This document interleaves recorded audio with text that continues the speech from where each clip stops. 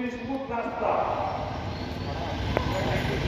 উত্তর দিকে বান্দরবান, দক্ষিণ দিকে কক্সবাজার, এই 30 ফুট রাস্তার পরে শত শত ব্রিকফিল্ড রয়েছে।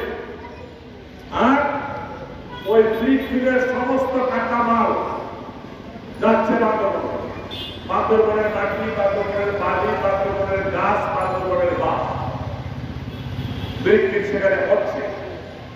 আমাদেরকে করতে দিচ্ছে না, পরিবার ধ্বংস হয়ে গেল।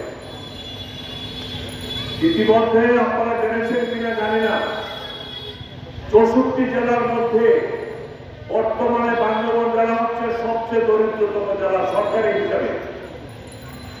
আমরা এক সময় রংপুর, কুড়িগ্রাম, দিনাজপুর, উত্তরবঙ্গের মানুষদেরকে মফিজ করতাম। এখন বান্দরবান বললে বলতে তোমরা তো মফিজ, কারণ তোমরা এখন সবচেয়ে দরিদ্রতম জেলা। তো দরিদ্রতম জেলা হওয়ার কারণ কি?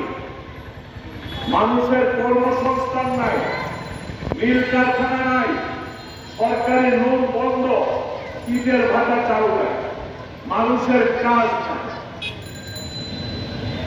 সরকারি অফিসগুলো কোটি কোটি টাকার টেন্ডার আহ্বান করেছে, কেউ টেন্ডারে অংশগ্রহণ করবে না, কারণ বান্দরবানে ইট ভাটা হলে এখান থেকে 8-9 হাজার টাকার মধ্যে 1000 ইট পাওয়া যায়।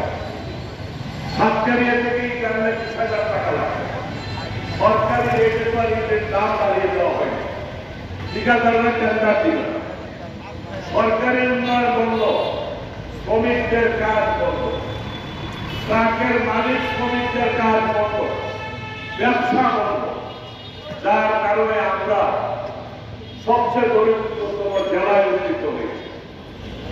দীর্ঘদিন যাবৎ পার্বত্য চট্টগ্রামের উন্নয়ন অবাঙালিরা চাচ্ছে, এখানে রাস্তাঘাট হোক এটা চাচ্ছে না, স্কুল কলেজ বিশ্ববিদ্যালয় হোক এটা চাচ্ছে না, মিল ফ্যাক্টরি কারখানা হোক এটা চাচ্ছে না।